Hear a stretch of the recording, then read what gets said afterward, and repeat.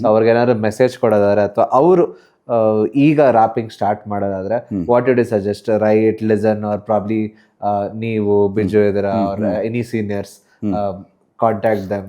So guidance ಅಂತಾನೆ ಇದ್ರೆ ಒಂದು 2-3 ಪಾಯಿಂಟರ್ಸ್ ಅವ್ರಿಗೆ. ಸೊ ಗೈಡೆನ್ಸ್ ಏನು ಅಂತಂದರೆ ಫಸ್ಟು ಬರೆಯೋದ್ರ ಬಗ್ಗೆ ಗಮನ ಬರಬೇಕು. ಯಾಕೆ ಅಂದರೆ ನಾವು ಸ್ಟಾರ್ಟ್ ಮಾಡಿದ್ದೇ ಬರೆಯೋದ್ರಿಂದ.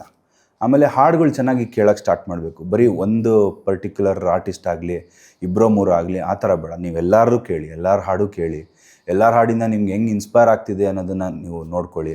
ಇದರಿಂದ ಏನೇನು ಔಟ್ಪುಟ್ ಬರುತ್ತೆ, ಕಾಪಿ ಅಂತಲ್ಲ. ಇವಾಗ ಅವ್ರು ಯಾರೋ ಮಾಡಿದ್ರು ಅಂದ ತಕ್ಷಣ ನೀವು ಅದೇ ರೀತಿ ನಾನೇ ಮಾಡ್ತೀನಿ ಅನ್ನೋದು ಆ ತಲೆ ಬಿಟ್ಬಿಡಿ. ಏನು ಬೇಕಾಗಿದೆ ಇನ್ಪುಟ್ಟು ಅನ್ನೋದು ನಿಮ್ಗೆ ಗೊತ್ತಿರುತ್ತೆ ಆ ಪಾಯಿಂಟಲ್ಲಿ. ಬಟ್ ಬ್ಲೈಂಡ್ ಆಗಕ್ಕೆ ಹೋಗಬೇಡಿ.